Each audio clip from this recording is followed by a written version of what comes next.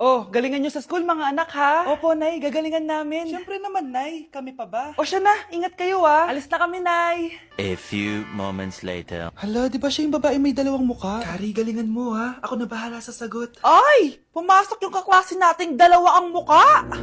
Nakakatakot. May kaklase pala tayong abnormal. Mukhang alien. Kari, wag mo na silang patulan. Kapag ba may jowa si Kari, jowa na din ni Maya yun? Kari, hayaan mo na sila. Kari, kapag masakit ba ulo mo, masakit din ba ulo ni Maya? Aba, sumusobra na kayo ah! O anak, ba't nakasimangot ka? Binubuli nila kami sa school, Nay. Tinawag nila kaming abnormal. Mukha daw kaming alien, Nay. Mga anak, hindi kayo abnormal. Special kayo. Special kayo dito sa puso ko. Pero Nay, ang dami nilang sinasabi sa amin. Ay, hindi na importante kung ano man sabihin nila. Ang importante, mahal ko kayong dalawa. Tandaan nyo lagi yan, ha? Mahal ka din namin, Nay. Opo, Nay. O siya na, matulog na kayo. Maaga pa yung klase nyo bukas. Sige, Nay. Tulog na po kami. Good night, Nay. Good night, mga anak. Balang araw, malalaman nyo rin kung bakit kayo ganyan. Maya, huwag mo akong iiwan, na. Oo naman, Kari. Forever tayo magkasama. Good night, Maya. Good night, Kari. 1 hour later. Kari? Kari! Ay! Kari! Good morning, Maya. Maya? Ba't di ka nagsasalita? Maya! Anak, maging mabait ka palagi sa mga tao, ha? Mahirap kalaban ng karma, anak. Naniniwala ka sa karma, Nay? Di naman totoo yun. Totoo yun, Scarlett. Kaya maging mabait ka, ha? Sige na, Nay. Pasok na ako sa school, ha? A few moments later. Ano ba yan? Ang init naman.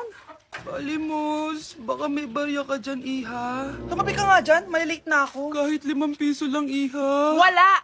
Tsaka huwag ka lumapit sa akin, baka mahawak sa kapangitan mo. Nay, nakauwi na ako. Oo, anak. Anyari dyan sa mukha mo? Ganda ko, diba? Ano nangyari? Hindi pwede to. Ano nangyari sa mukha ko? Ano ba kasi ginawa mo? Wala! Yung totoo, naging mabait ka ba? Kahit 5 piso lang, Iha. Wala! Tsaka huwag ka lumapit sa akin. Baka mahawak sa kapangitan mo. Anak! Saan pupunta yun? Nasaan na yung pangit na yun? Manda ka sa akin. Hoy! Ano ginawa mo sa akin, ha? Hinawaan mo ako ng kapangitan mo! Hindi ka pa rin natuto, Scarlett, no? Ha?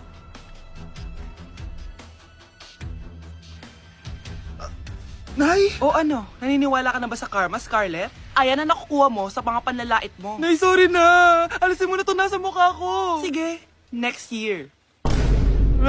Paano na ako magkakajowa neto? Unang tanong, magbigay ng bagay na nagsisimula sa letrang K. Okay, Samantha? Kuko? Kuko is 3 points lang.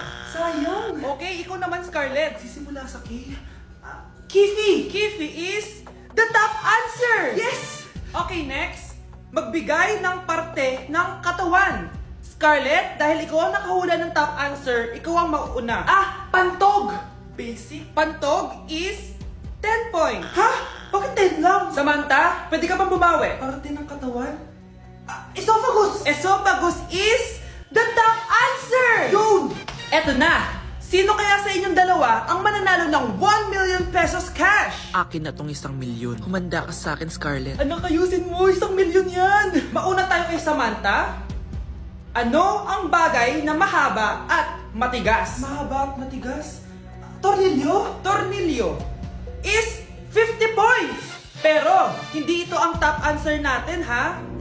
Okay, Scarlett, may chance ka pa na hulaan ang top answer. Bago ko sagutin yan, Nay, kung nanonood ka man, eto na yun, Nay! Mananalo na tayo ng 1 milyon! Go, anak! Ang bagay na mahaba at matigas ay... Opo mo sumagot, anak! Sayang yung 1 milyon! Ganda ko dito, oh. Sino yun? Nasaan na yun? Bata, okay ka lang ba? Kanina ka pa kasi nakatayo dyan, eh. Pwede mo ba ako tulungan? Tulungan saan? Nawawala kasi yung kwintas ko. Dito ko yun nawala. Bigay kasi yun ng nanay ko sa akin, eh. O sige, tara. Saan mo ba kasi yun uling nakita? Dito lang yun, banda sa puno. Kwintas? Kanina pa ako paikot-ikot dito sa punong to. Wala namang kwintas, eh. Sure ka ba? Bata? Walang yung batang yun, na. Iniwan ako dito. Pinaglalaroan lang ata ako. Uwi na nga ako. Hi, Scarlett! Kagulat ka naman! Paano ka nakapasok dito sa bahay namin? Tara, hanapin na natin yung kwintas. Saan ka ba kasi pumunta kahapon? Bigla ka nawala eh. Hindi ko din alam eh. Oo, tara, hanapin na natin yung kwintas mo. Yay! Anong kulay ba kasi yun? Kulay silver yung kwintas. Silver? Kanina pa ako naghahanap dito. Parang wala naman silver na kwintas dito. Bata?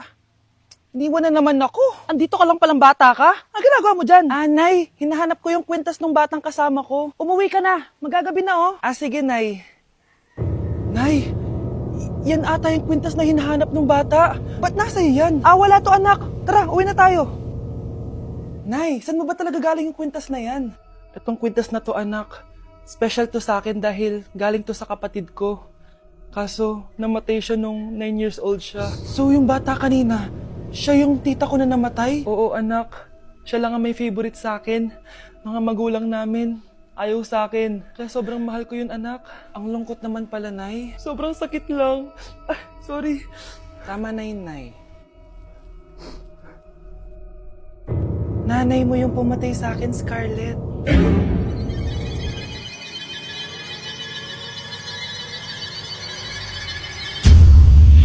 Okay, class. Welcome back! Oh, ba't parang di kayo masaya? Paano kami magiging masaya, ma'am? 10 activities yung gagawin namin. Alam nyo, puro kayo reklamo. Konti pa nga lang yan eh.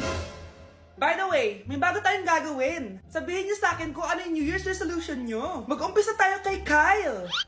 Ako po, ma'am? Sige, ako. Ako ba si Kyle? Ang New Year's resolution ko ay mas gagalingan ko pa sa school. Very good. Okay, next, Scarlett.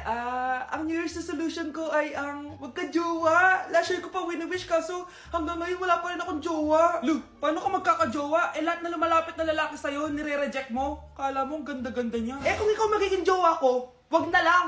Mamatay na lang ako. Tama na yan. Samantha, ikaw na. Ang New Year's resolution ko ay wala. Dahil sobrang perfect ko, no? Feeling naman neto. Ako kaya yung pinakamabait at pinakamaganda dito, no? Ang pinakamasamang ugali. Anong sabi mo? Totoo naman eh. Dapat ang New Year's resolution mo, ang maligo ka. Puro ka make-up, ang asit-asit mo naman. Ganon? Ang New Year's resolution mo dapat ay ang mag-toothbrush ka. Dahil ang baho na hininga mo, lahat ng crush mo, nata-turn off sa'yo. Kumpara naman sa'yo, be. Itsurang pa lang, nata-turn off na sila. Walang hiya ka? Manda ka sa akin pagkatapos nito. Ang New Year's resolution ko ay ang ibagsak kayong dalawa. Okay, class. Let's start. Scarlett? Sorry po, ma'am. Late po ako. Ay, bawal na pumasok kapag late. Doon ko sa labas. Hintayin mo matapos yung subject ko. Ma'am, pero... Labas! Pinahiya mo ko 5 minutes nang late si ma'am. Sorry class, na late ako. Start na natin discussion ha. Ay hindi ma'am. Kapag na late na, bawal na pumasok. Aba, sino nagsabi sa'yo niyan? Ikaw po ma'am. Kapag kami nalilate, bawal, hindi na papapasukin. Pero kapag kayo, pwede, okay lang. Ang unfair. Classmates, mag-party tayo dahil hindi na magtuturo si ma'am. Scarlett! Scarlett! Ano, may sasabihin ka ba? Wala po ma'am. Buti po nakadating pa rin po kayo kahit na late. Okay class, let's start. Ayan, ang ganda ko na. Oh anak, nasa bahay ka lang, naka-makeup ka pa? Anay, pupunta kasi yung maliligaw ko dito sa bahay natin. Siyempre dapat maganda ako, di ba? Ganun ba? Sige, mag-aayos din ako. A few moments later.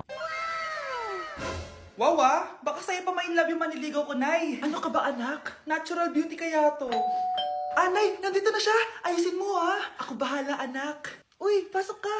Hello po tita. Nice to meet you po. Ikaw pa rin maniligaw ng anak ko. Ako nga po. Mahal na mahal ko po yung anak nyo. Mahal agad? Kakakilala nyo pa lang. Nay, wala naman yung tagal ng pagsasama. Opo tita. Ipapaalam ko na din po sana siya na... Magtatanan na kayo? Hindi pwede. Ang OA mo, Nay. Na maging girlfriend ko po siya. Mayaman ka ba? Ano ba yung mga tanong mo, Nay? Sakto lang po. Sakto? Ay naku, baka wala ka mapakain dito sa anak ko Matako pa naman tong babaeng to. Pero magtatrabaho po ako na maayos para sa future naming dalawa. Nay, sige na, payagan mo na siya. Sige, basta siguraduhin mo hindi mo papabayaan tong anak ko Yes! Tay, pasok ka na. Wow, meet the parents agad. Hello po dito.